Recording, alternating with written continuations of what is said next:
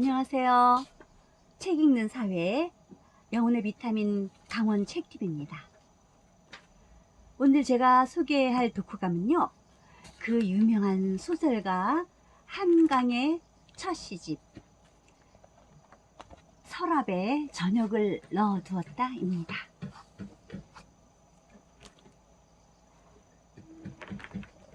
작가 한강은 너무나 유명해서 대한민국 사람이라면 한 번쯤 이름을 들어보셨을 텐데요.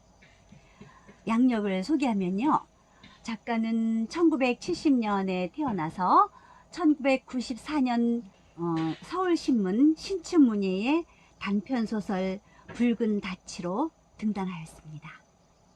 그리고 2016년 한국인으로서는 최초로 영국의 맨부커상 인터내셔널 부문을 수상하였고, 그래서 떠들썩하게 그 독자들의 뇌리에 이름이 박히게 되었지요.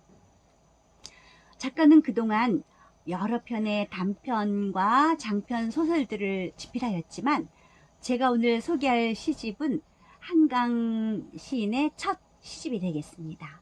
이 시집은 모두 5부로 구성되어 있는데요. 차례를 훑어보다 보니까 이 시집의 제목들은 대부분 추상적이고 또 연작시들이 많아서 4부의 거울 저편의 겨울이라는 시는 모두 12편까지 연작시들로만 구성되기도 하였습니다. 그리고 어떤 시의 제목은 그 어떤 시들보다도 제목이 가장 길었는데요. 정작 시는 딱 2줄 뿐이었습니다. 그래서 좀 의아해 하기도 하였는데요. 그럼 어떤 시의 제목인지 한번 제목부터 읽어볼까요? 2005년 5월 30일 제주의 봄바다는 햇빛이 반, 물고기 비늘 같은 바람은 소금기를 힘차게 내 몸에 끼얹으며 이제부터 내 삶은 덤이라고. 네, 이게 제목이에요. 그리고 시는 딱 2줄인데요. 어린 새가 날아가는 걸 보았다. 아직 눈물이 마르지 않았다. 이렇게 시가 딱 2줄이에요. 네, 좀 제 수준으로는 난해합니다. 아마도 독자들과 교감하고 싶은 생각보다는 시인 자신과의 독백 또는 언어로 영혼을 느끼려는 그런 처절함이 묻어있는 것 같았습니다. 그래서 저는 그의 시를 이해하려 하지 않고 그냥 그의 시들 중에 제가 읽기에 아주 보석같이 반짝이는 문장들만 밑줄을 그으며 읽었습니다. 그만큼 시인의 사유는 매우 깊은 우물 같아서 두레박을 넣어도 닿지 않을 만큼 깊고 어두워 이상의 시만큼이나 난해하여 중간에 그냥 덮어버리고 싶기도 하였답니다. 어쨌거나 조연정은 해설에서 말과 동거하는 시인이라는 소주제로 문을 열며 막스 피카트리의 표현을 빌려 이렇게 얘기하였습니다. 시를 쓴다는 것은 자신 안의 시면 위로 훌쩍 뛰어오르는 것이다.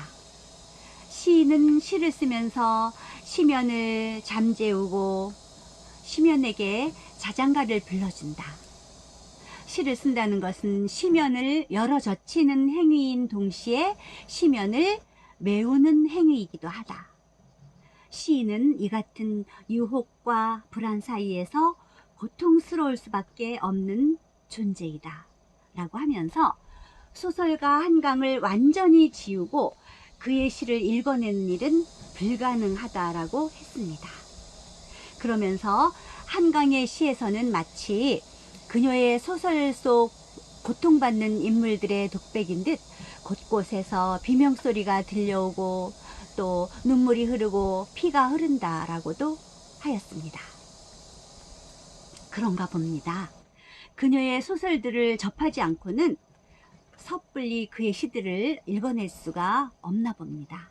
하긴 저도 소설 채식주의자를 읽을 때 너무나 충격적인 모티브라 좀 낯설긴 했거든요. 자, 그럼 과연 어떤 시들이기에 이렇게 해설하는 사람까지도 어려워하는 것인지 한 편만 읽어보도록 하겠습니다. 저녁의 소묘. 어떤 저녁은 피투성이, 어떤 새벽이 그런 것처럼 가끔은 우리 눈이 흑백 렌즈였으면 흑과 백, 그 사이 수없는 음영을 따라 어둠이 주섬주섬 얇은 남루들을 껴입고 외둥을 피해 걸어오는 사람의 평화도 오랜 지옥도 비슷하게 희끗한 표정으로 읽히도록 외등은 희고 외등 가세히 바깥은 침묵하여 잿빛이도록 그의 눈물 적신 것은 조용히 검게 흘러내리도록. 네. 독자들의 수준도 천차만별일 터래서 한강이라는 작가를 읽어내는 독자들도 필경 있을 거예요. 그런 분들은 아마 높은 경지의 언어 수준과 문장의 맥락을 짚을 수 있는 아주 박학다식한 그런 독자일 거라는 생각이 들기도 하였습니다. 이 시인의 시집을 접하고 저도 좀 더 많이 읽고 쓰기에 정진해야 할 필요성이 절실하게 다가오기도 했습니다. 이 시집 서랍에 저녁을 넣어두었다의 제목처럼 저도 이 시집을 서랍에 넣어두었다가 머리가 좀 맑아지면 그때 다시 꺼내어서 읽어보도록 하겠고, 이렇게 두 번, 세 번 읽다 보면 작가의 시를 조금씩 이해하게 되겠지요. 네, 역시 한강이라는 시인이자 소설가가 괜히 유명한 것이 아니라는 것을 이번 이 서랍에 저녁을 넣어두었다라는 시집을 읽고 뼈저리게 느끼며 오늘 독후감을 마치도록 하겠습니다. 끝까지 애청해 주셔서 감사합니다.